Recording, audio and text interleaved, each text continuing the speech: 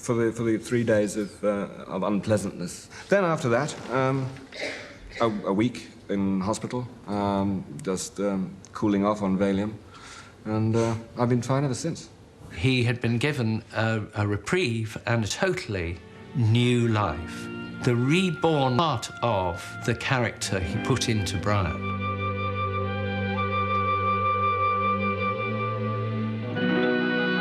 About, terrorists, it's all that nonsense. In those 5 minutes of, the sandal, the shoe, the gourd, it tells you everything about the history of religion. Concise, wonderful bit of prejudice, heresy, and everything, and punishment. Up you go, big nose! I'll get you for this, you bastard! Oh, yeah? Oh, yeah, don't worry. I'll never forget a face. No! I'll warn you. I'm gonna punch you so hard, you Roman git. Shut up, you die in a day or two. It may not matter to you, Roman, but it certainly matters to us, doesn't it, darling? Oh, rather. Under the terms of the Roman occupancy, we're entitled to be crucified in a purely Jewish area. Pharisees. Right.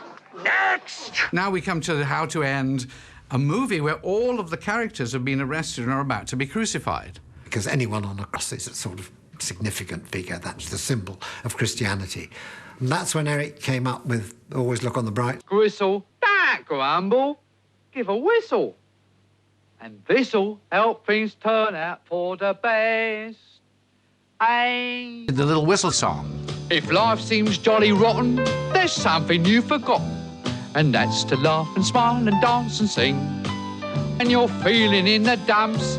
Don't be silly chumps. Just purse your lips and whistle. That's the thing. But I remember saying to the guy, we might get people, religious nutheads, sort of taking pot shots at us, and it might be tricky, difficult when it comes out. I mean, the first time I was really aware of the greatness of the moment of what we'd done was with Mike and John with on the television show. And our guest reviewers are Mark and Margaret. Of exactly our own period. I remember who are now the priests sermons. in my diocese. I remember the sermons. I remember. You don't remember mine. Tell me what I preached on. No idea. I only remember the bad ones. What? I remember a gentleman coming and telling us how very difficult it had proved to get the Bible into Tibet. They'd had 7 occasions. The first time there'd been landslides, the second time there'd been rains and the pages had got stuck together.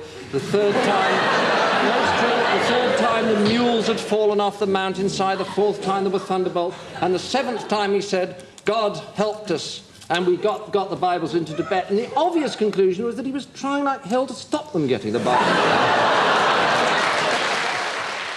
And I thought, okay. Managed to offend just about every religious group in this city. Monty Python's Life of Brian, a film attracting much attention today outside the Warner Brothers building in Rockefeller. Demonstrators gathered to call the film blasphemous. Catholic, Jewish, Greek Orthodox, and Protestant religious leaders have all condemned the film. The New York Archdiocese officially on record against it. And people were walking up and down with billboards outside the cinema, which of course did us tremendous good and got millions of people to watch it who wouldn't otherwise. One billboard said, Monty Python is an agent of the devil. And I remember... Individuals! Yes! We're all individuals! You're all different! Yes! The interpretation of belief rather than belief itself.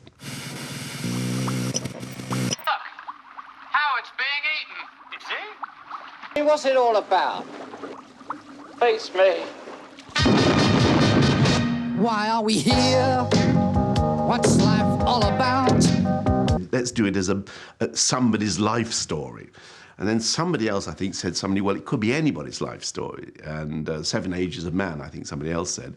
And then Eric said, we could call it The Meaning of Life. So, I don't know, that sort of got a buzz going.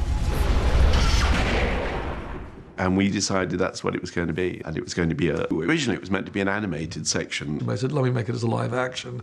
And it was agreed that I could, so I was off doing that.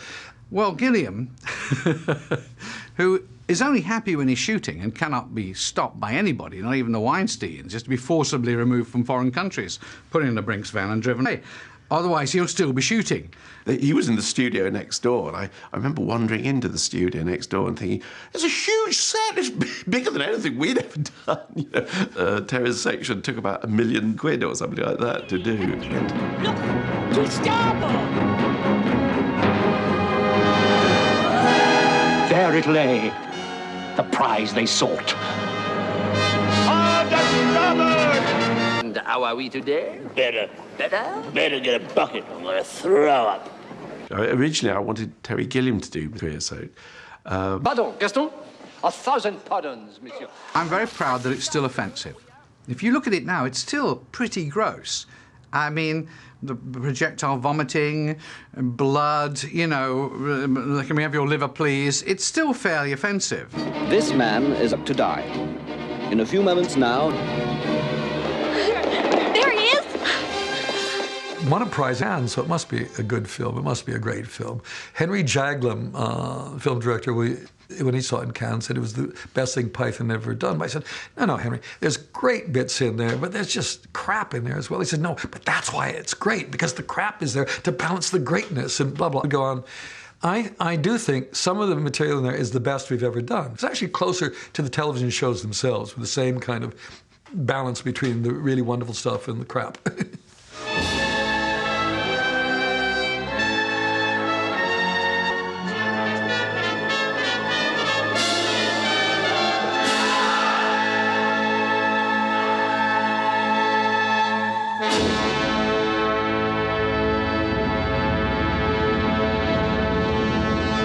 Members of the Monty Python team has died at the age of 48.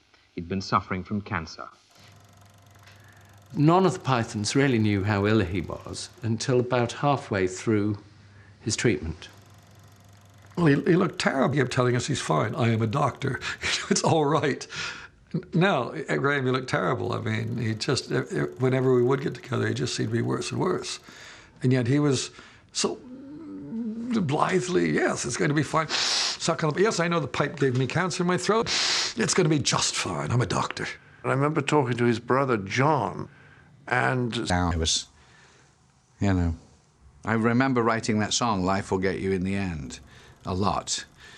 But I never finished it. And then somebody would say, we're all here. And we'd say, oh, yes, we are, aren't we? And it was as if we were always waiting for somebody. We always thought there was one other person, and there was always somebody missing. It was Mr. Python himself or something. People say, well, let's get the Beatles back together. Python, really. If we were ever going to do another series, I said what we should do, because we're not surprising anymore, is do the first several shows so badly, so bad. They're not funny. They're just tedious, getting everybody to switch off. So after about the fourth or fifth show, nobody is watching Python except 2 people in England. And then we do the best show we'd ever done in our life. And those 2 people would have seen it. And they would be rushing out on the streets trying to explain to people how brilliant it was. And nobody would listen. Nobody would listen. I thought that would be the way to do Python, finally. And you feel that you had what enough, traveling on a planet that's evolving and revolving at 900 miles an hour, that orbiting and that is the source of all our power. The sun and you and me and all the stars that we can see, an outer spiral arm of 40,000 miles an hour of the galaxy we call the Milky Way.